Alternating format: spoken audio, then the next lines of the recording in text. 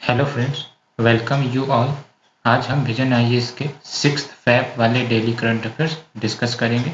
So let's move to the first article. It is about a report जिसमें ये बातें सामने आई है कि जो हमारे रजिस्टर्ड अनरिकॉग्नाइज्ड पार्टी है वो लास्ट 10 ईयर्स में डबल हुए।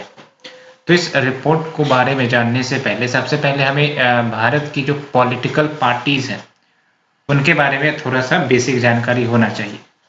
तो अगर हम सिंपल कहें तो हमारे देश में जो पॉलिटिकल पार्टीज होती है आपको भी पता है दो प्रकार की हो सकती है, या तो वो स्टेट लेवल पर पॉलिटिकल पार्टीज होंगी या फिर वो नेशनल लेवल पॉलिटिकल पार्टीज होंगी।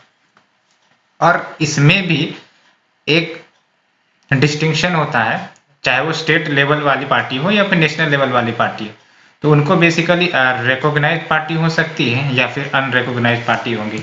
अब ये unrecognised party, recognised party, state level party या नेशनल लेवल पार्टी, ये सब गवर्न कैसे होते हैं, यानी कि वो कौन से प्रोविजंस होते हैं जो ये गवर्न करते हैं कि किसको स्टेट पार्टीज का दर्जा मिलेगा और किसे नेशनल पार्टी का दर्जा मिलेगा, या फिर कौन रिकॉग्नाइज्ड होंगे या फिर कौन अनरिकॉग्नाइज्ड पॉलिटिकल पार्टी होगी।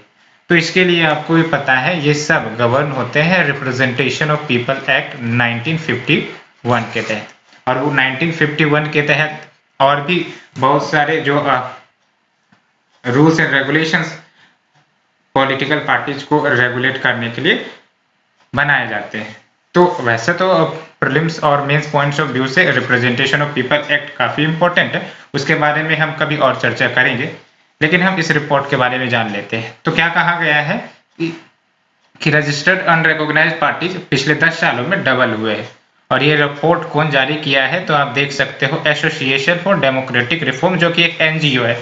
तो उन्होंने कहा है कि 2010 में जो अनरिकॉग्नाइज्ड बट रजिस्टर्ड पार्टी 1112 यानी कि 1112 ऐसी पार्टियां थी जो रजिस्टर्ड अनरिकॉग्नाइज्ड पार्टीज थी, लेकिन अब 2019 में आप देख सकते हो ये 2301 हो गई है।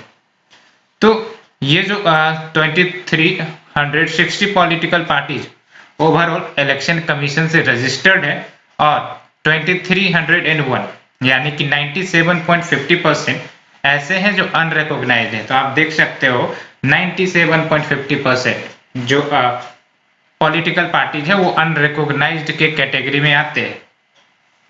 Election commission of India political parties को रजिस्टर करती है, ये याद रखना है आपको। Who registers the political party, चाहे वो स्टेट लेवल की हो या फिर नेशनल लेवल की हो, it is election commission of India. और आप हमें बताइए इलेक्शन कमीशन ऑफ इंडिया संविधान के किस आर्टिकल से ये गवर्न होती है। आपके ऑप्शंस हैं आर्टिकल 124, आर्टिकल 324, आर्टिकल 325, आर्टिकल 326। आप हमें कमेंट सेक्शन में जरूर बताइए। तो election commission of India political parties को रजिस्टर करती है, नॉट ओनली रजिस्टर करती है, उन्हें रिकॉग्निशन भी देती है कि वो नेशनल पार्टीज के रूप में होंगे या फिर स्टेट पार्टीज के रूप में होंगे। और वो कैसे गवर्न होता है, तो जो पार्टीज इलेक्शन में लड़ती हैं उनके पोल परफॉर्मेंस के हिसाब से गवर्न होते हैं, क्योंकि certain provisions basically representation of people act 1951 में वो प्रोविजन मेंशन होते हैं, उस अकॉर्डिंग पार्टीज को रिकॉग्निशन मिलती है। अन्य पार्टीज जो होती हैं उनको हम रजिस्टर्ड अनरिकॉग्नाइज्ड पार्टीज के कैटेगरी में डाल देते हैं। सो क्या बेनिफिट होते हैं रिकॉग्नाइज्ड पॉलिटिकल पार्टी के, तो आप देख सकते हो exclusive allotment of election symbol, आपने भी देखा होगा, चाहे वो बीजेपी के सिंबल हो या फिर कांग्रेस के सिंबल हो, ये सब recognised and registered political party है और इनकी एक्सक्लूसिव सिंबल होती है। इनके सिंबल्स को कोई और जो पार्टीज है वो रजिस्टर नहीं कर सकती, यूज नहीं कर सकती। सो जो भी कैंडिडेट होंगे रजिस्टर्ड पॉलिटिकल पार्टीज के, वो इन सिंबल्स का सहारा लेकर चुनाव लड़ती हैं। लेकिन अगर हम रजिस्टर्ड अनरिकॉग्नाइज्ड पॉलिटिकल पार्टीज की बात करें तो वो एक प्रकार से उनको लिस्ट दिया जाता है और वो लिस्ट इलेक्शन सिंबल मतलब इलेक्शन कमीशन के ही तरफ से प्रेजेंट किए जाते हैं। उन्हीं लिस्ट ऑफ फ्री सिंबल से अनरिकॉग्नाइज्ड रजिस्टर्ड पॉलिटिकल पार्टीज को चुनने पड़ते हैं सिंबल्स। और क्या बेनिफिट होते हैं रिकॉग्नाइज्ड पॉलिटिकल पार्टीज के, तो they need only one prosper for filing the nomination, along with entitled for 2 sets of electoral rolls free of cost. और इनको ये याद रखना है आपको कि ब्रॉडकास्ट या टेलीकास्ट फैसिलिटीज प्रोवाइड की जाती है आकाशवाणी या दूरदर्शन के ऊपर जब इलेक्शंस होते हैं तो। और जो रिकॉग्नाइज्ड पार्टी है उनके पास मैक्सिमम 40 स्टार कैंपेनर्स एलोकेट किए जाते हैं। ये स्टार कैंपेनर्स बेसिकली क्या होते हैं कि जो पॉलिटिकल पार्टीज है, लेट्स से कि कांग्रेस है, तो कांग्रेस की जो पॉलिटिकल पार्टी है वो बेसिकली उनको मौका मिलता है कि वो मैक्सिमम 40 स्टार कैंपेनर सेलेक्ट कर सकती है और ये स्टार कैंपेनर उस पॉलिटिकल पार्टीज के लिए प्रसार करेंगी। लेकिन सबसे बड़ा बेनिफिट क्या होता है कि ये जो भी खर्च कैंपेनिंग में करेंगे, यानी कि स्टार कैंपेनर जो भी खर्च कैंपेनिंग में करेंगे, ये सारे के सारे खर्च आपको वो स्टार कैंपेनर्स ही उठाएंगे। यानी कि पॉलिटिकल पार्टीज की फंडिंग के तहत ये कंसीडर नहीं किया जाएगा, ना ही ये कैंडिडेट्स के फंडिंग के तहत कंसीडर किया जाएगा। और अगर हम RUPP यानी कि रजिस्टर्ड अनरिकॉग्नाइज्ड पॉलिटिकल पार्टीज की बात करें तो मैक्सिमम 20 स्टार कैंपेनर्स को नॉमिनेट किए जा सकते हैं। तो ये आप डिफरेंस देख सकते हो 40 वर्सेस 20 का। Associations can also contest elections without getting registered, यानी कोई एसोसिएशन है, एसोसिएशन सिंपली ग्रुप आप मान सकते हो, वो भी इलेक्शन कंटेस्ट कर सकते हैं बिना रजिस्टर किए हुए at election commission of India. लेकिन उनको जो बेनिफिट्स मिलने चाहिए under representation of people act 1951 जो रिकॉग्नाइज्ड पॉलिटिकल पार्टी या फिर रजिस्टर्ड पॉलिटिकल पार्टीज को मिलते हैं, वो अनरजिस्टर्ड पॉलिटिकल पार्टीज को या फिर एसोसिएशन को नहीं मिलेंगे। तो ये आपको ध्यान रखनी है। और यहाँ आप देख सकते हो रिकॉग्नाइज्ड पॉलिटिकल पार्टीज के क्राइटेरिया दिए गए हैं कि अगर कोई पार्टी, चाहे वो नेशनल पार्टी हो या फिर स्टेट पार्टी हो, अगर वो सर्टेन क्वालिफिकेशंस फुलफिल करती है, जो कि मैंने आपको बताया RP एक्ट 1951 के तहत ये क्वालिफिकेशन दी गई होती है, तो वो रिकॉग्नाइज्ड पॉलिटिकल पार्टीज कहलाएंगी। तो आप देख सकते हो क्या कंडीशंस हैं। तो यहाँ पे बोला गया है कि it shall be treated as a recognised party in a state if such a party has been engaged in political activity for a continuous period of 5 years। यानी कि सबसे पहली बात तो ये है कि जो पॉलिटिकल पार्टी है जिसको रिकॉग्नाइज्ड पॉलिटिकल पार्टी का दर्जा मिलना है स्टेट में, सो उन्हें कंटिन्यूअस 5 इयर्स के पीरियड के लिए पॉलिटिकल एक्टिविटी में इंगेज रहना होगा, यानी कि चुनाव लड़ते रहने पड़ेंगे सिंपली अगर कहे तो। साथ ही साथ ये भी है कि at least 1 member to the Lok Sabha for every 25 members of the house, यानी कि 25 मेंबर्स में से कम एक जो मेंबर की सीट होनी चाहिए वो इस पार्टी की तरफ से आनी चाहिए। ये लोकसभा की बात की जा रही है। या फिर याद रखना है ये और वाली कंडीशन है, इट इज नथिंग कि ये भी चाहिए, इट इज और वाली कंडीशन। सो दूसरा जो क्राइटेरिया है देख सकते हो, एटलीस्ट 1 मेंबर जो legislative assembly of that state for every 30 members of that assembly, यानी कि अगर हम स्टेट असेंबली की बात करें तो 30 मेंबर्स में से एक मेंबर जो होंगे वो इस पॉलिटिकल पार्टी से सेलेक्ट होने ही चाहिए।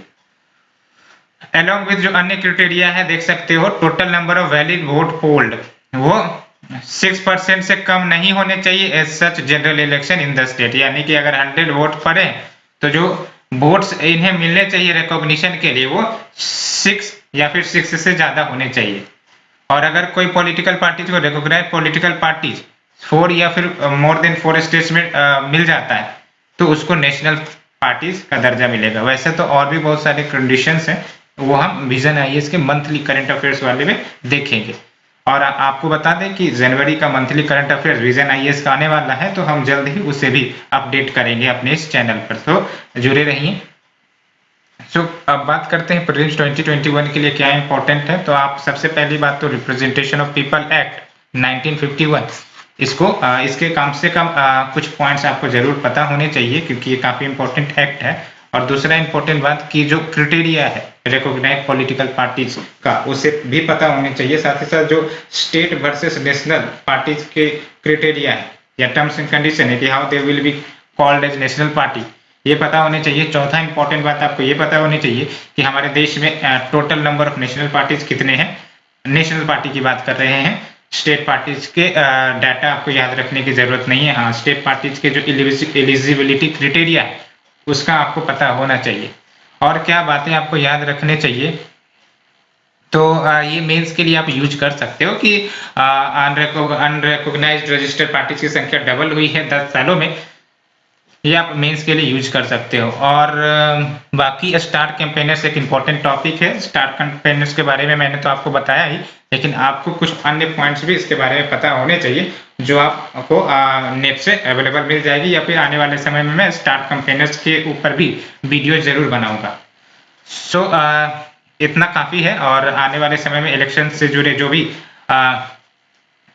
टॉपिक आएंगे वो आपके लिए महत्वपूर्ण हो गए। साथ ही साथ आपको इलेक्शन कमीशन ऑफ इंडिया के बारे में मैंने जो प्रश्न पूछा था कि वो कौन से आर्टिकल्स में आते हैं, इसका जवाब है बेसिकली आर्टिकल 324, और इसी के तहत इलेक्शन कमीशन को पावर भी मिलती है कि वो सर्टेन एक्शंस जो कैंडिडेट्स हैं उस पर ले सकते हैं। तो ये तो आपको याद रहने चाहिए। इलेक्शन कमीशन का कंपोजिशन याद होने चाहिए। इलेक्शन कमीशन में जो मेंबर्स कैसे चुने जाते हैं ये सब आपको पता होने चाहिए, क्योंकि इलेक्शन कमीशन एक इम्पोर्टेंट कॉन्स्टिट्यूशनल बॉडी है, तो इसके नाते जरूर आपको प्रीलिम्स पॉइंट ऑफ व्यू से जरूर पता होने चाहिए। So let's move to the next article friend. It is about bimonthly monetary policy statement and other announcement जो आरबीआई के द्वारा किए गए हैं। तो क्या डिसीजंस लिए गए हैं मॉनेटरी पॉलिसी के तहत, तो जो रेपो रेट है, हम जानेंगे रेपो रेट के बारे में क्या होता है, उसको अनचेंज्ड रखा गया है। क्या है वो? 4%। क्या होता है ये रेपो रेट? तो बेसिकली आपको भी पता है कि कोई भी बैंक है उसे भी लोन की जरूरत पड़ती है, उसे भी क्रेडिट की जरूरत पड़ती है। अब वो जो जरूरत है वो शॉर्ट टर्म पर्पसेस के लिए हो सकते हैं या फिर लॉन्ग टर्म पर्पसेस के लिए हो सकते हैं, लेकिन आपको यहाँ ध्यान ये रखना है कि जब हम रेपो रेट की बात करते हैं तो जो क्रेडिट बैंकों को मिलता है, सबसे पहली बात तो वो आरबीआई से मिलेंगे। दूसरी इंपॉर्टेंट बात कि ये शॉर्ट टर्म लोन्स होंगे। तो जिस रेट पर आरबीआई बैंकों को लोन देगा शॉर्ट टर्म के लिए, उसे हम रेपो रेट कहेंगे। और याद रहना चाहिए कि रेपो रेट में कोई कोलेट्रल रिक्वायर्ड नहीं होती है आरबीआई में। सो अब ये क्यों रेपो रेट डिसाइड किए जाते हैं, तो आप समझ लो कि रेपो रेट के माध्यम से कहीं ना कहीं अगर कुछ फ्लक्चुएशंस होता है तो जो क्रेडिट है, यानी कि जो लोन्स डिस्बर्स किए जाएंगे बैंकों के द्वारा to the investors, to the startups, to anyone who needs the loan, उस पर भी असर देखने को मिलता है। क्योंकि अगर मानिए लेट्स से कि ये आरबीआई है और आरबीआई ने रेपो रेट को सस्ते कर दिए, लेट्स से कि 2% कर दिए, इसका मतलब बैंक जो है आराम से काफी भारी मात्रा में लोन ले सकते हैं। अब ये काफी भारी मात्रा में लोन ले लिए तो देंगे किसको? देंगे वो जरूरतमंद को, चाहे वो इन्वेस्टर्स हो चाहे वो पर्सनल लोन हो। तो इसका मतलब ये हुआ कि अगर आरबीआई अपने इंटरेस्ट रेट को कम करती है, रेपो रेट को कम करती है, तो उम्मीद की जाती है कि बैंक्स भी अपने इंटरेस्ट रेट को कम करेंगे। लेकिन कोई जरूरी नहीं है कि बैंक इंटरेस्ट रेट कम कर दे और उतना ही कम कर दे जितना आरबीआई ने कम किया है, तो कोई नेसेसरी नहीं है।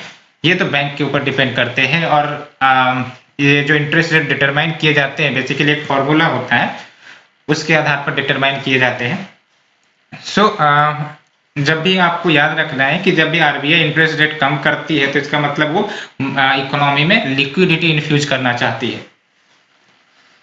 तो अभी अनचेंज रखा गया है, क्योंकि वैसे भी आप देख सकते हो कि रेपो रेट काफी ज्यादा कम ही है। पहले तो ये रेपो रेट 6% 7% हुआ करते थे, अब तो ये काफी कम है। और इसके पीछे कारण भी है, क्योंकि आपको पता है कि इकोनॉमिक स्लो डाउन है। लॉकडाउन होने के बाद इकोनॉमिक एक्टिविटीज जो है काफी ज्यादा कम हुई थी, इंडस्ट्रीज एक्सपेंशन में कमी आई थी। तो इन सब से डील करने के लिए जरूरी है कि इंटरेस्ट रेट कम रखे जाए, सो दैट बिजनेसेस में एक्सपेंशन हो। सो और क्या बातें की गई है, तो आप देख सकते हैं एकोमोडेटिव स्टैंस। एकोमोडेटिव स्टैंस का मतलब याद रखना, 3 प्रकार के स्टैंस होते हैं, एक तो न्यूट्रल स्टैंस और एक एकोमोडेटिव स्टैंस और एक स्टैंस क्या होते हैं ये आप हमें कमेंट सेक्शन में बताइए।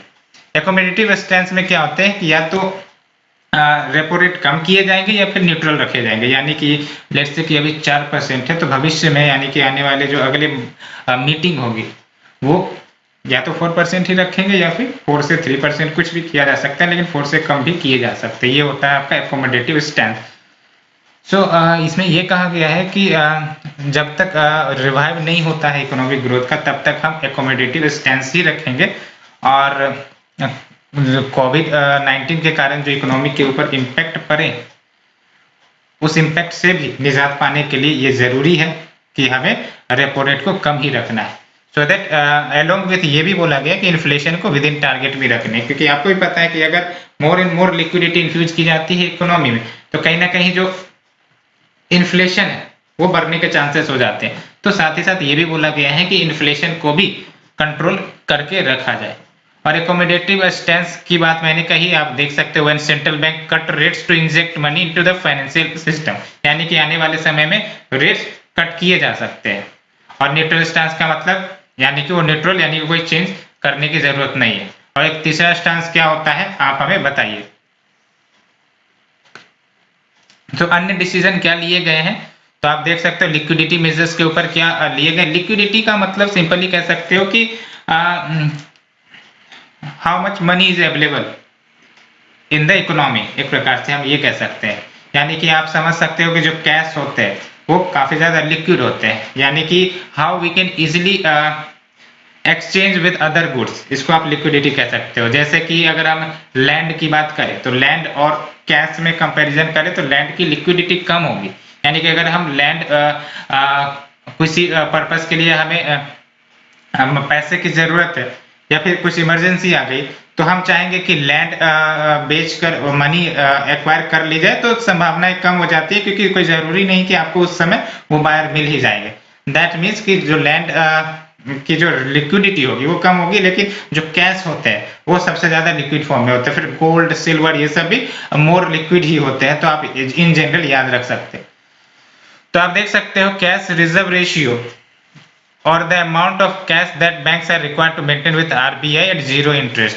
क्या याद रखना है कैश रिजर्व रेशियो के बारे में, तो याद रखना है आपको ये कि कोई भी बैंक है, चाहे वो शेड्यूल कमर्शियल बैंक हो या फिर कोई अन्य बैंक हो जिसमें आपके कोऑपरेटिव बैंक सब आ जाते हैं, उन सब को एक certain amount cash reserve ratio के रूप में रखने पड़ते हैं, और इस अमाउंट को वो लोन में नहीं दे सकते। साथ ही साथ जो कोई इंटरेस्ट इन पर नहीं मिलेगी। और तीसरा इंपॉर्टेंट बात आपको ये याद रखना है कि ये आरबीआई के द्वारा मेंटेन किए जाते हैं।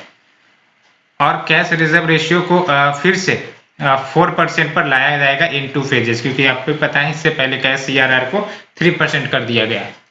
तो बैंक्स को परमिशन दी जाएगी कि वो फंड्स प्रदान कर सकते हैं under targeted long term repo operation scheme NBFCs को। तो लॉन्ग टर्म रेपो ऑपरेशन का क्या मतलब हुआ, तो आप समझ सकते हो लॉन्ग टर्म रेपो यानी कि लोन ही दिए जाएंगे बैंकों को आरबीआई की तरफ से, लेकिन वो लॉन्ग टर्म के लिए होंगे। तो ये जो लॉन्ग टर्म है देख सकते हो, under the long term repo operation RBI 1 year to 3 year money प्रदान करते, यानी कि 1 साल से 3 साल के लिए मनी प्रदान करते बैंकों को। और वो किस रेट पर होते हैं, प्रिवेलिंग रेट पर। ज्यादातर केसेस में क्या होते हैं, रेपो रेट में हम शॉर्ट टर्म लोन देते हैं, लेकिन यहाँ पर लॉन्ग टर्म लोन दिए जा रहे हैं at the prevailing repo rate. और बदले में यहाँ देख सकते हो कि गवर्नमेंट सिक्योरिटीज को एक्सेप्ट किए जाएंगे विथ मैचिंग और higher tenure as collateral. Repo rate में हमने क्या बात किया कि कोई कोलेट्रल की जरूरत नहीं है, लेकिन यहाँ पर आपको कोलेट्रल की जरूरत पड़ेगी। साथ ही साथ रेगुलेशन एंड सुपरविजन की बात करें तो आप देख सकते हो आरबीआई रेगुलेटरी फ्रेमवर्क को एक प्रकार से हार्मोनाइज करेंगी for micro finance, so that uniformly applicable हो सारे लेंडर्स को in micro finance space. Micro finance यानी कि वैसे इंस्टीट्यूशन जो माइक्रो फाइनेंस करते हैं, यानी कि छोटे लेवल के लोन या क्रेडिट देते हैं नीडी पर्सन्स को या फिर कंपनीज को। और इसमें आपको क्या किए जाएंगे, रेगुलेटरी फ्रेमवर्क जो माइक्रो फाइनेंस के उनको हार्मोनाइज किए जाएंगे कि वो यूनिफॉर्मली एप्लीकेबल हो सारे लेंडर्स को जो माइक्रो फाइनेंस के क्षेत्र में है, चाहे वो शेड्यूल कमर्शियल बैंक हो, स्मॉल फाइनेंस बैंक हो या फिर अन्य सच एंटिटीज हो। और कंस्टिट्यूशन किए जाएंगे, यानी कंस्ट्रक्ट किए जाएंगे expert committee on primary cooperative banks के ऊपर। और डिफर्मेंट ऑफ द इम्प्लीमेंट, डिफॉर्मेंट यानी कि डिले कर देना, जो इम्प्लीमेंटेशन है नेट स्टेबल फंडिंग रेशियो का, उसको डिफर किया जाएगा अप्रैल 1, 2021 तक। यानी कि अप्रैल 2021 के बाद से ये NSFR यानी कि नेट स्टेबल फंडिंग रेशियो वाली जो पॉलिसी है वो इम्प्लीमेंट की जाएगी। ये NSFR का क्या मतलब होता है? एक प्रकार से लिक्विडिटी स्टैंडर्ड कह सकते हो, जिसके तहत जो बैंक्स होते हैं उनको इनफ स्टेबल फंडिंग होल्ड करने पड़ते हैं, सो दैट जो लॉन्ग टर्म एसेट्स होते हैं उनके ड्यूरेशंस को वो कवर कर सके। और अगर हम बात करें पेमेंट एंड सेटलमेंट सिस्टम में क्या रिफॉर्म्स इस बाय मंथली पॉलिसी के तहत किए गए हैं, तो 24/7 यानी कि all the clock helpline setup किए जाएंगे डिजिटल पेमेंट सर्विसेज के लिए। साथ ही साथ enabling participation in cheque truncation system clearing across all bank branches in the country. ये चेक ट्रंकेशन सिस्टम क्या होता है? बेसिकली पहले के समय में क्या होता था कि जो चेक्स होते थे उसको फिजिकली ऑफलाइन तरीके से जो बैंकों के पास सबमिट किए जाते थे, बैंक जो है उसको वेरीफाई करती थी। इसमें काफी ज्यादा डिले हो जाते थे, इसमें फटने के भी चांस हो जाते थे, चेक्स को खराब होने के चांस हो जाते थे। लेकिन ये जो अब चेक ट्रंकेशन सिस्टम आया, इसमें सब कुछ इलेक्ट्रॉनिकली की जाती है, यानी कि अगर बैंकों में चेक सबमिट की गई तो इलेक्ट्रॉनिकली ये जो चेक है वो रिक्वायर्ड बैंक के पास चले जाएंगे और वो जो बैंकों के पास चेक गए वो वेरीफाई करेंगे डिजिटली सब कुछ, और फिर से वो अप्रूवल देके उसके बाद चेक से पैसे निकाले जाते हैं। तो ये है चेक ट्रंकेशन सिस्टम। और चेक ट्रंकेशन सिस्टम में आपको याद रखना है, इसका मतलब ये नहीं कि घर बैठे बैठे चेक सबमिट कर देंगे और फिर हमारा चेक क्लियर हो जाएगा। चेक ट्रंकेशन सिस्टम बैंकों के लिए है, बैंकों में स्पीड और एफिशिएंसी लाने के लिए है, so that more fast more efficient cheque system develop हो हमारे देश में across all branches of the bank in the country. Consumer protection के ऊपर क्या बातें कही गई है, तो 3 ओम्बड्समैन स्कीम के इंटीग्रेशन किए जाएंगे, साथ ही साथ 1 नेशन 1 ओम्बड्समैन अप्रोच रखा जाएगा, सो दैट जो ग्रीवेंस रिड्रेसल है उसको हैंडल किया जा सके। आपको भी पता है जैसे जैसे डिजिटलाइजेशन बढ़ती जा रही है, डिजिटल पेमेंट की संख्याएं बढ़ती जा रही है, नॉट ओनली संख्याएं बढ़ती जा रही है बल्कि जो साइबर थ्रेट है फाइनेंशियल सिक्योरिटी पर वो भी बढ़ने के चांसेस हो जाते हैं। आपको भी पता है कि किस प्रकार से बैंक फ्रॉड या फिर हैकिंग ऑफ द एटीएम्स, इन सब की खबरें नजर आ रही है। तो कहीं ना कहीं एक ग्रीवेंस रिड्रेसल के लिए ओम्बड्समैन तैयार किया जाए to make alternate dispute redress mechanism simple and more responsive. किसके पास समय है कि वो कोर्ट जाए, एफआईआर दर्ज कराए और फिर जाके उनका समाधान हो। सबसे बढ़िया एक ओम्बड्समैन हो जो तुरंत सिर्फ इश्यू के लिए बनाई गई हो कि अगर कोई इश्यू आती है पेमेंट सिस्टम में तो उससे डील किया जा सके। तो that's why it means simpler and more responsive. अब micro small and medium enterprises के लिए क्या रिफॉर्म की गई है, तो आप इसको याद रखना है कि वैसे जो वो बैंक यानी कि वैसे बैंक जो लोन देती है to the first time borrowers of MSME, तो जो भी लोन वो देंगे जिस भी अमाउंट का उसको एग्जेम्प्ट, उस अमाउंट को एग्जेम्प्ट किया जाएगा CRR रिक्वायरमेंट से। यानी कि अगर 100 रुपए का CRR रिक्वायरमेंट है लेट्स से कि किसी बैंक का, और अगर उन्होंने 20 रुपए का लोन दिया है तो इसका मतलब है कि वो मात्र 80 रुपए का ही CRR as a required condition के रूप में रख सकते हैं। यानी कि कहीं ना कहीं ये जो 20 रुपए है जो कम हुए हैं CRR फुलफिलमेंट के लिए, वो एक्स्ट्रा लोन डिस्बर्समेंट में MSMEs को जाएंगे। इसका मतलब MSMEs को प्रमोट किया जाएगा। और क्या बातें कही गई हैं, तो आप देख सकते हो deepening financial markets. Financial market simply कहें तो जो आप शेयर्स खरीदते हो बेचते हो उन्हें हम फाइनेंशियल मार्केट कहते हैं। और इसमें जो रिटेल इन्वेस्टर्स होंगे उनको गिफ्ट अकाउंट्स खोलने की परमिशन मिलेगी रिटेल इन्वेस्टर्स को। और गिफ्ट अकाउंट का मतलब क्या होता है, वैसे अकाउंट जो गवर्नमेंट सिक्योरिटीज को होल्ड करते हो, यानी कि गवर्नमेंट सिक्योरिटीज को खरीद कर वो उस अकाउंट में रखे जाते हो RBI के साथ। तो रिटेल इन्वेस्टर्स को ऑनलाइन एक्सेस भी मिलेगा गवर्नमेंट सिक्योरिटीज मार्केट का, यानी कि गवर्नमेंट सिक्योरिटीज वो भी खरीद सकते हैं, रिटेल इन्वेस्टर्स भी खरीद सकते हैं along with the facility to open their gift securities account with RBI। और ये याद रखना है कि ये जो गिफ्ट अकाउंट खोले जाएंगे, पहली बात तो ये RBI के साथ खोले जाएंगे, ये बैंकों में नहीं खोले जाएंगे। दूसरा इंपॉर्टेंट बात ये याद रखना है कि गिफ्ट अकाउंट का मतलब क्या होता है, तो account for holding government securities. और तीसरा इंपॉर्टेंट बात ये याद रखना है कि जो रिटेल इन्वेस्टर्स है उनको अलाउ कर दिया गया है कि वो भी ऑनलाइन एसेस कर सकते हैं गवर्नमेंट सिक्योरिटीज के मार्केट को, यानी कि वो भी गवर्नमेंट सिक्योरिटीज को खरीद या बेच सकते हैं गवर्नमेंट सिक्योरिटीज मार्केट में। तो ये बातें याद रखनी है। प्रीलिम्स पॉइंट ऑफ व्यू से क्या याद रखना है आपको, तो ये जो बाय मंथली रिपोर्ट होते हैं वैसे तो हर 2 महीने में आते हैं, लेकिन क्या आपको हर डे टू डे डाटा याद रखने की जरूरत है? बिल्कुल नहीं। इसमें आपको रेपो रेट का डेफिनेशन अच्छे से पता होने चाहिए, कोलेटरल रिक्वायर्ड नहीं होते हैं ये भी याद रखना है, और क्या रेट है ये याद रखना है। साथ ही साथ जो स्टैंसेस 3 स्टैंस होते हैं, एकोमोडेटिव और न्यूट्रल, आप जो कमेंट सेक्शन में हमें बताइए, वो 3 स्टैंस होते हैं और उसको याद रखना है, और तीनों का क्या मतलब होता है, क्या डिफरेंस होता है, ये भी आपको पता होने चाहिए। और क्या आपको याद रखना है यहाँ पर, तो आपको कैश रिजर्व रेशियो याद रखनी है। कैश रिजर्व रेशियो जो मोस्ट ऑफ द एनबीएफसीज होते हैं, आपको ही पता है वो नॉन डिपॉजिट टेकिंग होते हैं, तो उनको कैश रिजर्व रेशियो के रिक्वायर्ड रखने की जरूरत नहीं होती। क्यों जरूरत नहीं होती? क्योंकि वो बैंकों से, मतलब जनता से पब्लिक मनी डायरेक्टली वो नहीं लेते हैं। जब पब्लिक मनी वो डायरेक्टली नहीं लेते हैं तो इसका मतलब जो बैंक करप्सी होने के चांसेस अगर हो भी जाते हैं तो जनता को नुकसान नहीं पहुंचेंगे। दैट्स वाई उनको सीआरआर जैसे कंसेप्ट रखने की जरूरत नहीं होती, लेकिन जो बैंक्स होते हैं वो जनता के क्रेडिट पर ही काम करते हैं, उनको वहां से डिपॉजिट मिला और उसको फिर वो लोन के रूप में डिस्बर्स करते हैं। दैट्स वाई उनको सीआरआर मेंटेन करने की जरूरत होती है कि इन द केस कि अगर एक ही बार में सब लोग पहुंच गए पैसे निकालने के लिए, या फिर बैंक्रप्सी हो गई, या फिर कुछ फेक न्यूज स्प्रेड हो गया, तो जरूरी होता है कि उस माहौल को शांत करने के लिए हमें सीआरआर रखने चाहिए।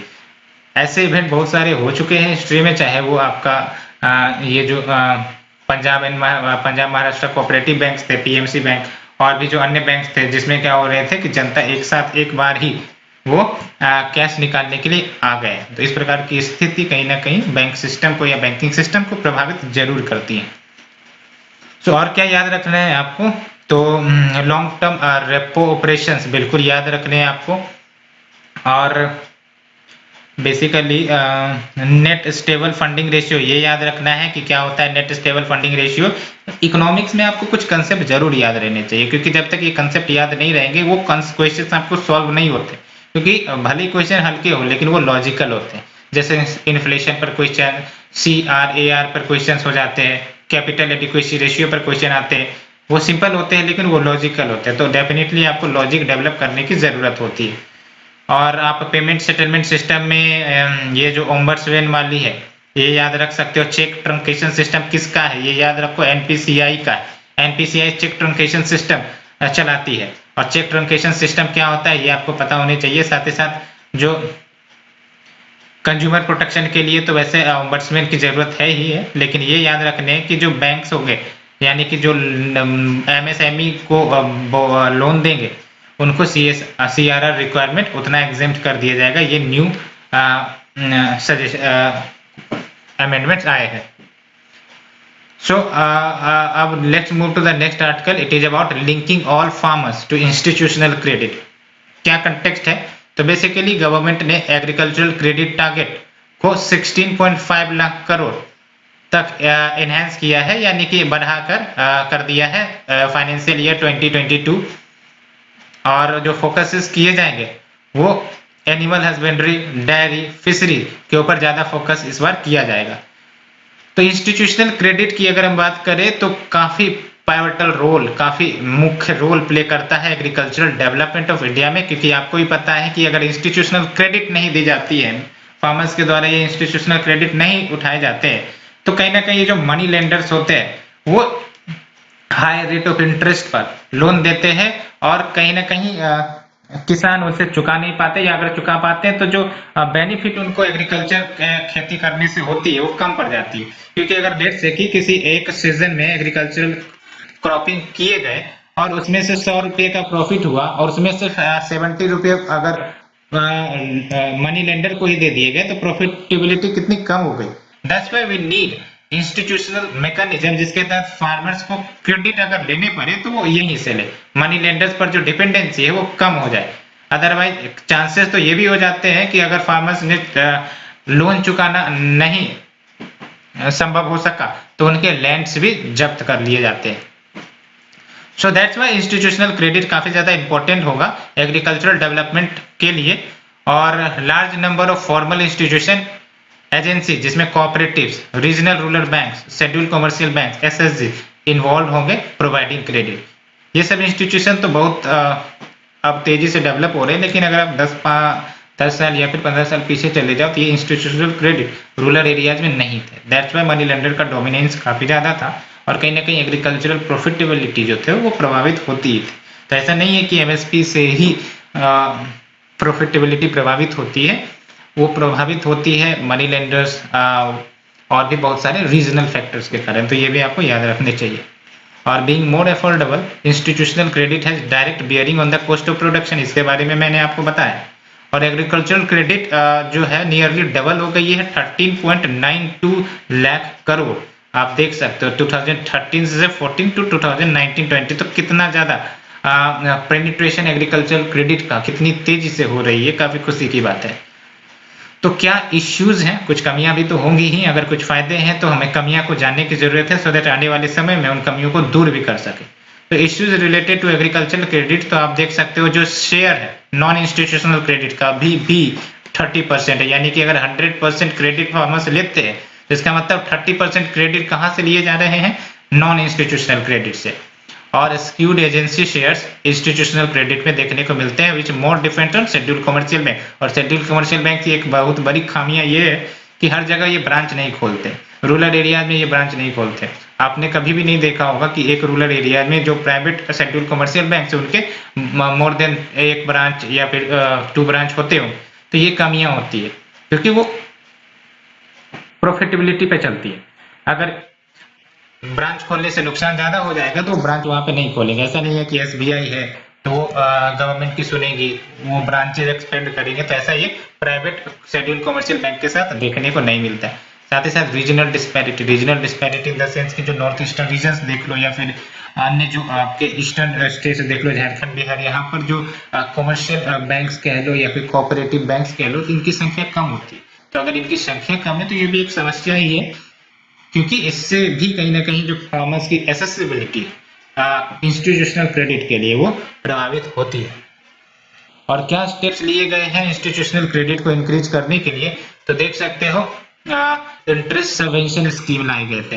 इंटरेस्ट सबवेंशन स्कीम नाम से पता चल रहा है कि इंटरेस्ट को कम किए जाएंगे, यानी कि जो इंटरेस्ट फार्मर्स को पे करने हैं उस इंटरेस्ट में कमी दी जाएगी, कुछ इंसेंटिव दी जाएगी। और आप देख सकते हो कि interest subvention scheme through which short term crop loans up to 3 lakh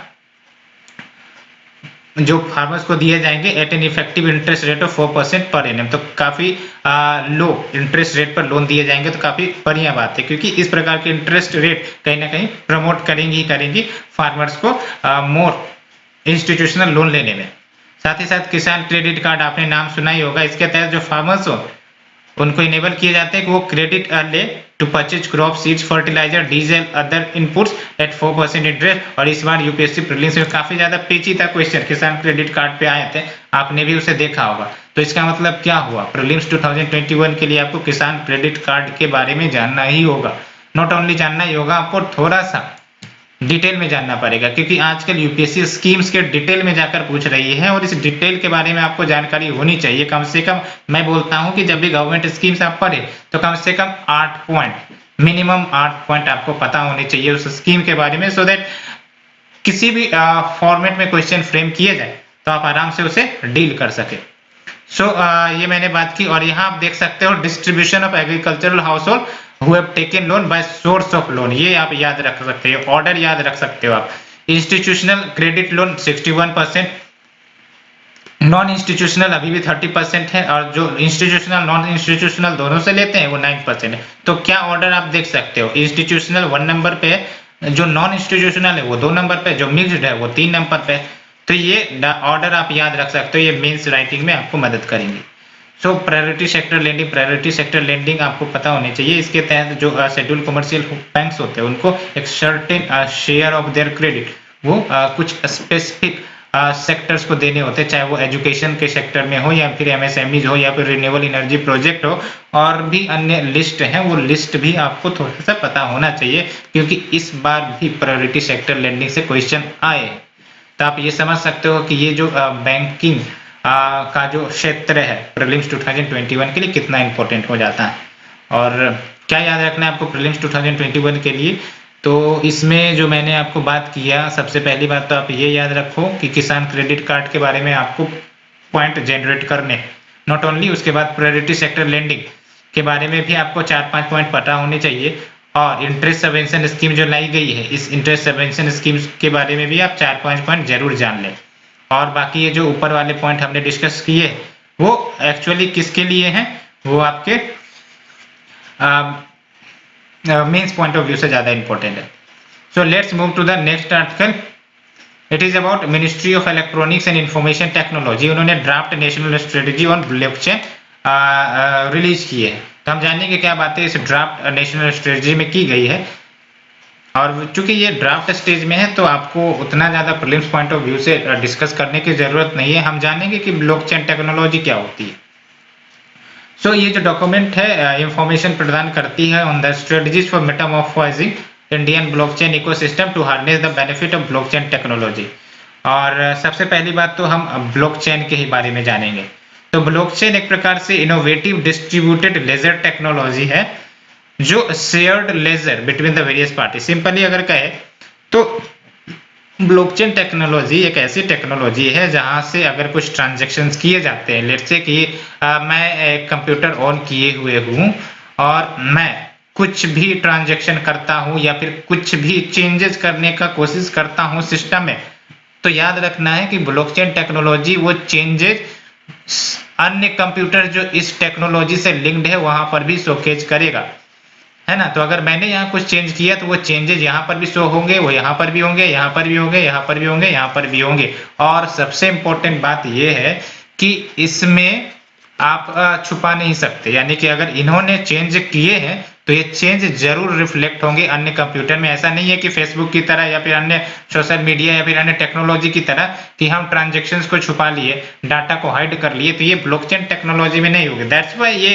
transparent system है और बहुत सारे जो गवर्नमेंट है ऑल ओवर द वर्ल्ड वो इस टेक्नोलॉजी को इंक्लूड करना चाहते हैं। क्या स्ट्रेटजी सजेस्ट की गई है, तो नेशनल लेवल ब्लॉकचेन, तो मैंने ब्लॉकचेन की बात तो कर ली, सिंपल टर्म्स में यही है, आपको यही याद रखने। और इस बार भी यूपीएससी प्रीलिम्स में ब्लॉकचेन टेक्नोलॉजी के ऊपर क्वेश्चंस आए हैं। Involve in businesses transaction which is going to act as a single source of truth. तो वही बात है कि ट्रांसपेरेंसी सबसे बड़ी एक कैरेक्टरिस्टिक फीचर है ब्लॉकचेन टेक्नोलॉजी की, ये आपको याद रखना है। और इसमें ट्रांजैक्शन रिकॉर्ड्स जो है वो क्रिप्टोग्राफिकली सिक्योर्ड होते हैं against tampering and stored in blocks, because ये सभी जगह चेंज रिफ्लेक्ट हो जाएंगे अगर एक भी सिस्टम में चेंजेज आई तो दूसरा इंपॉर्टेंट बात ब्लॉकचेन टेक्नोलॉजी की ये हमें नजर आती है कि ये सेंट्रल एंटिटी यानी कोई रेगुलेटर की जो नीड है उसको एलिमिनेट कर देता है। क्योंकि आप देख सकते हो हर सिस्टम एक रेगुलेटर की तरह काम कर रहा है और हर सिस्टम जो है वो कोई भी रिक्वेस्ट को वैलिडेटेड करने में सक्षम है।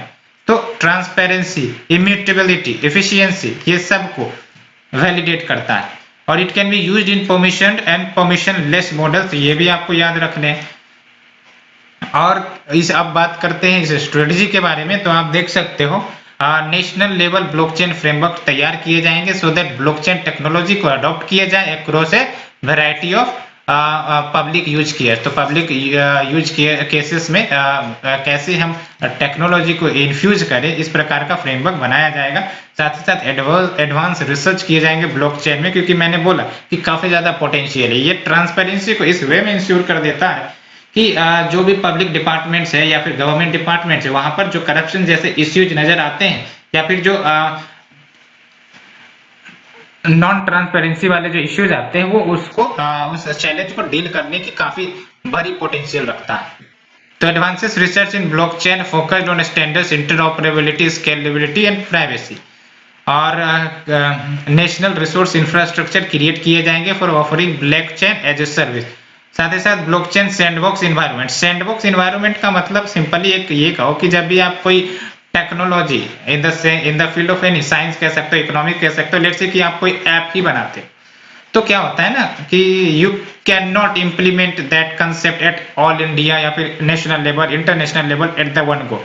आप क्या करते हो उस रेगुलेटरी इन्वायरमेंट में उसे मेजर करते हो, यानी कि मॉनिटर करते हो, तो इस रेगुलेटरी सैंडबॉक्स का मतलब यही हुआ कि कोई भी टेक्नोलॉजी बनाई जाती है तो उसको उस रेगुलेटेड इन्वायरमेंट में कंट्रोल किया जाए, ऑपरेट किया जाए। उसके बाद जो इन्फॉर्मेशन या एनालिसिस सामने निकल आते हैं निकल कर, उसे भी उसे आराम से एनालिसिस करके उसे फिर जाके वो नेशनल लेवल पर या ग्लोबल लेवल पर इम्प्लीमेंट कर किए जाए बेस्ड ऑन सम जो रिफॉर्म्स होंगे।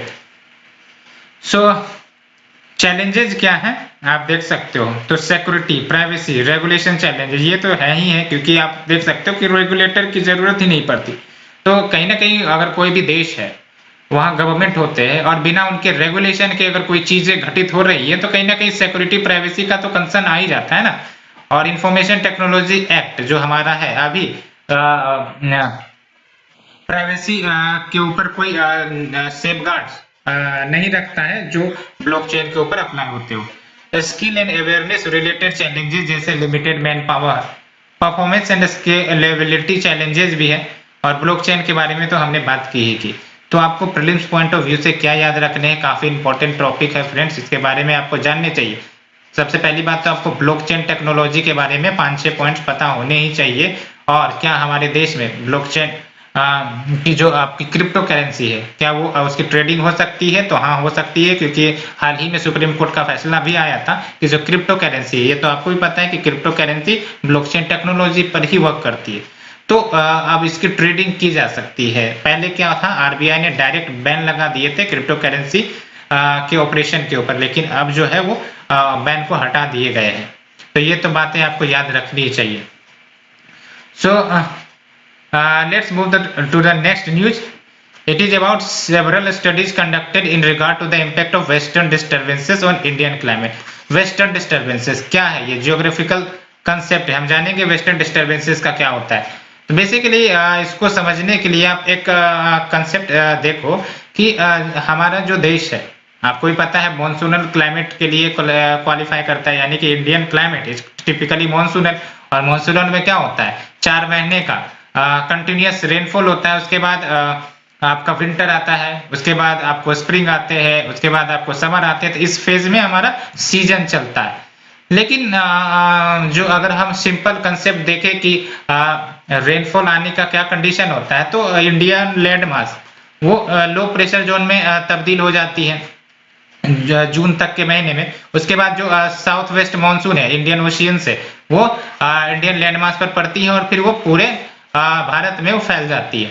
लेकिन ये सब कैसे संभव हुआ? ये सब संभव तभी हुआ जब ये Indian landmass low pressure zone के रूप में क्रिएट हो गया। दैट्स वाई जो विंड्स है वो अट्रैक्टेड हो गई इंडियन लैंडमास के ऊपर। और भी इसके कंसेप्ट हैं, हम इसके बारे में डिटेल से जानेंगे। लेकिन अब हम ये कहना चाह रहे हैं कि जब विंटर की बात आती है तो विंटर में तो इंडिया या Indian landmass high pressure zone में होता है, स्पेशली नॉर्थ वेस्टर्न रीजन या फिर जो ईस्टर्न रीजन है। तो इस समय विंटर के समय रेनफॉल कैसे होती है? और ये जो रेनफॉल होती है और कुछ नहीं, वेस्टर्न डिस्टर्बेंसेस है। तो आपको जरूर आकर्षण करता होगा कि वाई विंटर में रेनफॉल होती है, क्योंकि विंटर तो हाई प्रेशर जोन होता है, कोल्ड जोन होता है। तो कोल्ड जोन में कैसे विंटर अट्रैक्ट हो जाते हैं, वो भी पंजाब, हरियाणा, उत्तर प्रदेश, बिहार वाले रीजन में काफी ज्यादा ठंड रहती है इस समय। तो इसके लिए जो कारण बताई जाती है वो वेस्टर्न डिस्टर्बेंसेस है। और वेस्टर्न डिस्टर्बेंसेस क्या होता है? तो आपको भी पता है कि western disturbances is nothing but जो आपका मेडिटेरेनियन सी है और जो इंडियन लैंडमास है, यहाँ क्या होता है, मेडिटेरियन सी वो रिलेटिवली वार्मर होते हैं। और आपको ही पता है कि जो ऊपर है यानी कि एक जेट स्ट्रीम फ्लो करती है, और विंटर में ये जेट स्ट्रीम 2 पार्ट में बाइफर्केट हो जाती है। एक तो वो नॉर्थ ऑफ हिमालय चली जाती है, एक साउथ ऑफ हिमालय यानी कि वो इंडिया की तरफ आती है, जो ट्रॉपिक ऑफ कैंसर तक लिमिट रहती है। तो ये जो आपका मेडिटेरेनियन सी जो कि रिलेटिवली वार्मर होता है, जब ये कन्वेक्शनली राइज करता है तो ये ट्रोपोस्फेयर में पहुंचता है। और ट्रोपोस्फेयर में पहुंचने के बाद ये जो जेट स्ट्रीम है, सब ट्रॉपिक वेस्टर्ली जेट स्ट्रीम इसके कांटेक्ट में आती है। और ये वेस्टर्ली जेट स्ट्रीम इतना फास्ट होती है कि ये पूरे के पूरे मॉइस्चर को लेकर कहां पर आती है, इंडियन लैंडमास पर। और उसके बाद जब ये इंडियन लैंडमास पे आती है तो टेम्परेचर ऑलरेडी लो होता है, तो कंडेंस होकर किसी जगह आपको स्नोफॉल देखने को मिलेंगे, किसी जगह आपको रेनफॉल देखने को मिलेंगे। दैट्स वाई ये रेनफॉल लेके आती है। और ये अगर रेनफॉल आती है तो डेफिनेटली हमारे लिए जो क्रॉप्स है यानी कि विंटर क्रॉप, जिसको आप रबी क्रॉप्स भी कहते हो, जैसे वीट हो गया, तो उन सब के ग्रोथ के लिए भी काफी इंपॉर्टेंट होता है। दैट्स व्हाई मैं कह सकता हूँ कि इंडियन लैंडमार्क एक गॉड गिफ्टेड है, क्लाइमेटिकली, फिजियोग्राफिकली, एग्रीकल्चरली। बस हमें समझने की जरूरत है कि how we boost, how we identify and convert them into a efficient economy Bharat को, क्योंकि रिसोर्सेज में काफी ज्यादा अव्वल है Bharat. Not only resources, agriculture के क्षेत्र में, वाटर के क्षेत्र में, फर्टिलिटी के क्षेत्र में, सब चीज के क्षेत्र में देख सकते हो, लेकिन हमें आगे बढ़ने की जरूरत है। तो वेस्टर्न डिस्टर्बेंसेस की बात करें तो आप देख सकते हो कि ये एक्स्ट्रा ट्रॉपिकल स्टॉर्म है और इसका ओरिजिन कहाँ है, तो मेडिटेरेनियन रीजन में। और सबसे इंपॉर्टेंट बात तो आपको यही याद रखनी है कि ये नॉन मानसूनल प्रेसिपिटेशन पैटर्न है driven by westerly.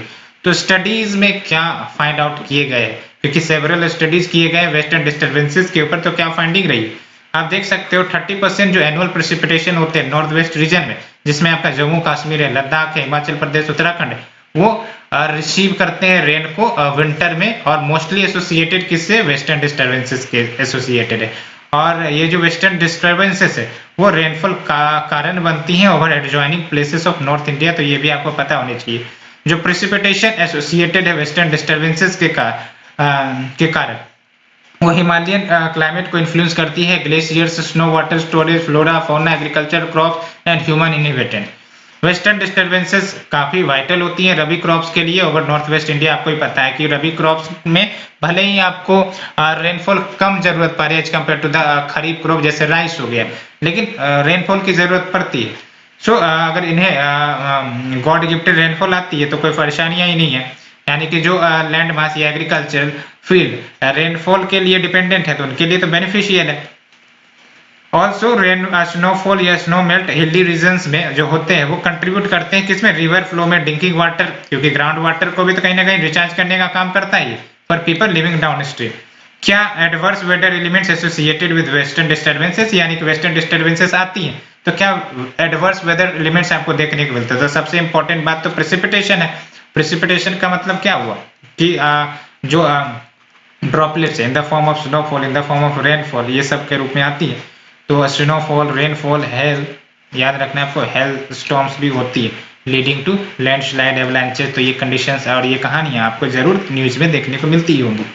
Dense to very dense for fog events leading to interruptions in aviation, rail, road network.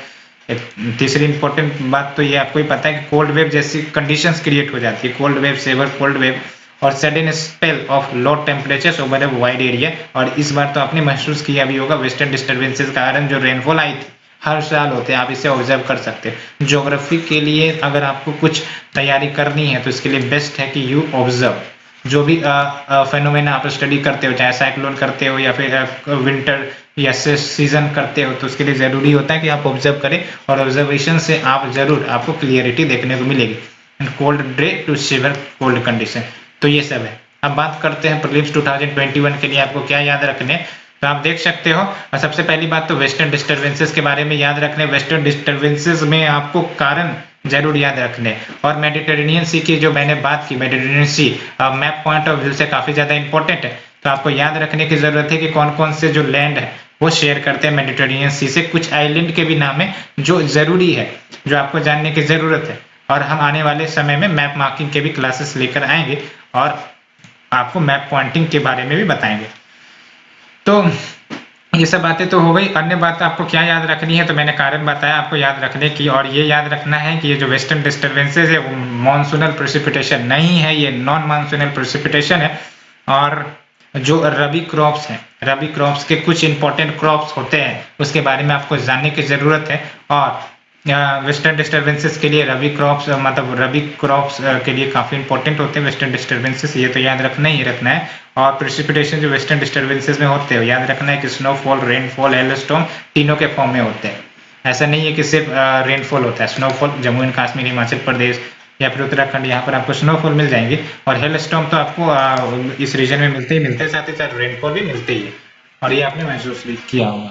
और cold wave, severe cold wave के कुछ कंडीशंस होते हैं कि ये जो आई है वो यानी कि इंडियन मेट्रोलॉजिकल डिपार्टमेंट डिक्लेयर करती है, तो उस कंडीशंस को भी आपको याद रखने की जरूरत होनी चाहिए। So let's move to the shorter news friends. It is about Samagra Shiksha Abhiyan. और क्या कंटेक्स्ट है, तो मिनिस्ट्री ऑफ एजुकेशन इन्होंने डिसाइड किया है कि जो रेसिडेंशियल स्कूल्स है या हॉस्टल्स हैं जो फंडेड किए जाते हैं समग्र शिक्षा अभियान के तहत, उसको नेताजी सुभाष चंद्र बोस रेसिडेंशियल स्कूल्स या हॉस्टल्स के रूप में रीनेम कर दिया जाए। और अगर हम बात करें समग्र शिक्षा अभियान की, तो ये ओवरआर्चिंग प्रोग्राम है और स्कूल एजुकेशन सेक्टर के लिए जो एक्सटेंड होती है प्री स्कूल से क्लास 12 तक, और जो ब्रॉडर गोल होता है वो स्कूल इफेक्टिवनेस को इम्प्रूव करने की जरूरत होती है, और जो कैसे मेजर की जाती है in terms of equal opportunities for schooling और इक्विटेबल लर्निंग इक्वल, यानी कि ऐसा ना हो कि लर्निंग आउटकम में डिफरेंसेस आ जाए। एक बच्चा एक ही क्लास में तो एक को अच्छे से ज्ञान आ रहा है, एक को कमी आ रही है, एक को reading skill, reading solving maths, इन सब में प्रॉब्लम आ रही है, तो इस प्रकार की स्थिति ना बने इसके लिए लर्निंग आउटकम्स को इक्विटेबल बनाए जाएंगे। इक्वल अपॉर्चुनिटीज भी हो स्कूलिंग के लिए, चाहे वो मेन हो, मतलब चाहे वो गर्ल चाइल्ड हो या फिर बॉय हो, कोई उस पर भेदभाव ना होना चाहिए। और ये जो है 3 स्कीम्स को सब्ज्यूम करते हैं, जिसमें सर्व शिक्षा अभियान है, राष्ट्रीय माध्यमिक शिक्षा अभियान है, टीचर एजुकेशन है। अब हम बात करते हैं MCA 21 वर्जन 3.0 की। तो MCA 21 की अगर हम बात करें तो गवर्नेंस यानी कि ई गवर्नेंस इनिशिएटिव है जो मिनिस्ट्री ऑफ कॉर्पोरेट अफेयर्स का है, और इसके तहत easy and secure access MCA services यानी कि मिनिस्ट्री ऑफ कॉर्पोरेट अफेयर्स के जो सर्विसेज होंगे वो अवेलेबल हो जाएंगे आसानी से कॉर्पोरेट एंटिटीज को, प्रोफेशनल्स को, सिटीजन्स ऑफ इंडिया को। और 2021-22 के दौरान MCA 21 3.0 उसे लॉन्च किया जाएगा, और ये टेक्नोलॉजी ड्रिवन प्रोजेक्ट है जो इसका ऑब्जेक्टिव है enforcement, promote of ease of doing business, enhance user experience, इन सबको प्रमोट किए जाए। साथ ही साथ seamless integration and data exchanges among regulators हो, तो ये भी आप बात ध्यान रख सकते हो। It will have additional modules for E education, e consultation और कंप्लायंस मैनेजमेंट, तो ये सब बातें आप याद रख सकते हो।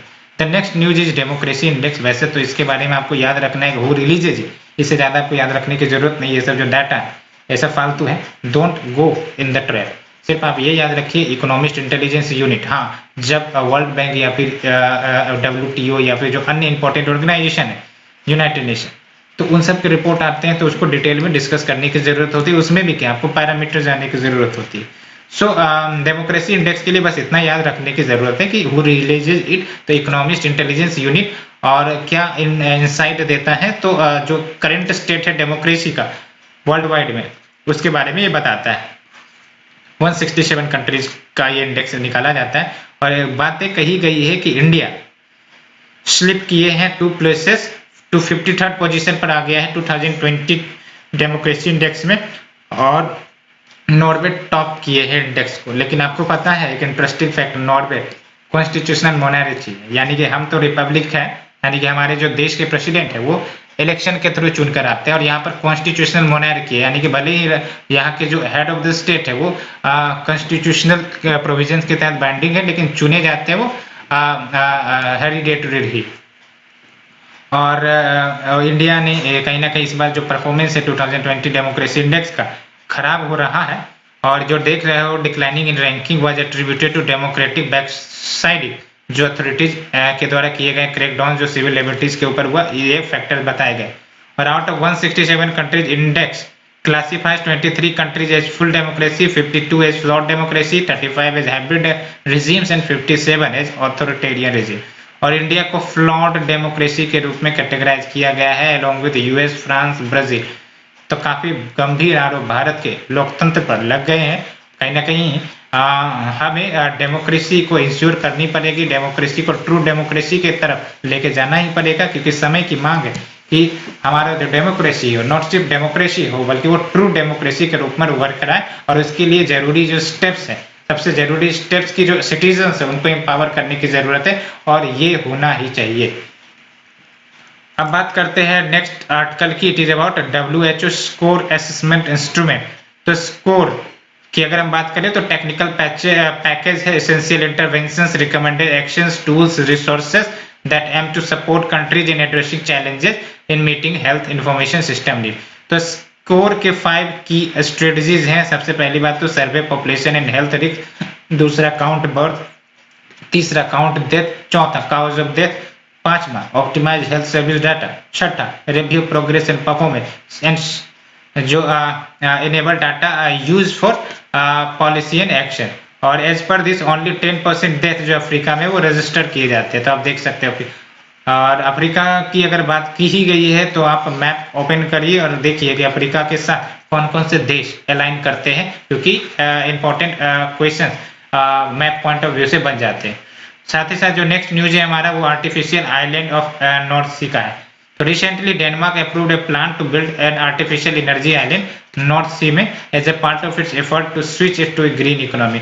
और जब हम एनर्जी आइलैंड की बात करते हैं तो it is based on a platform जो सर्व करते हैं as a hub for electricity generation from surrounding offshore wind farm. North Sea part of Atlantic Ocean, ये याद रखना है, bordered by Norway, Denmark, Scotland, England, Germany, Netherland, Belgium, France, ये आपको याद रखने हैं। नॉर्थ सी काफी ज्यादा इंपॉर्टेंट है, नॉर्थ सी, ब्लैक सी, कैप्सिकन सी, मेडिटेरेनियन सी और कौन से 4-5 सी है, एड्रियाटिक सी, और ये जो अरेबियन सी, मतलब अरेबियन सी तो वैसे आसान है, पर्सियन गल्फ, रेड सी, ये जो मैंने आपको नाम बताए हैं 7-8 ओशियन वाटर बॉडीज के, इसको आपको कंठस्थ तरीके से याद रखने हैं। कौन से स्ट्रेट गुजरते हैं यहाँ से, कौन सा कंट्रीज बॉर्डर करता है, अरल सी ये भी है, डेड सी ये भी है, याद रखना है आपको। अरल सी आप हमें बताइए कौन कौन से 2 देश के साथ बॉर्डर करते हैं, और अरल सी में 2 इंपॉर्टेंट रिवर्स सब्ज्यूम करते हैं, क्या है? तो बेसिकली आपको भी याद होगा, सिर दरिया और अमू दरिया, ये 2 रिवर है जो अरल सी में ज्वाइन करते हैं। लेकिन अरल सी की क्या चिंताएं बढ़ रही है, क्योंकि ये ड्राई अप हो रहा है। वाइट ड्राई अप हो रहा है क्योंकि इरिगेशन काफी ज्यादा एक्सप्लॉइटेटिव वे में किए जा रहे हैं, तो आप समझ सकते हो ये। तो फ्रेंड्स, ये थी हमारी आज की न्यूज। होप आप लोगों को पसंद आई होगी। अगर पसंद आ रही है तो प्लीज लाइक शेयर सब्सक्राइब जरूर करें। Thank you very much.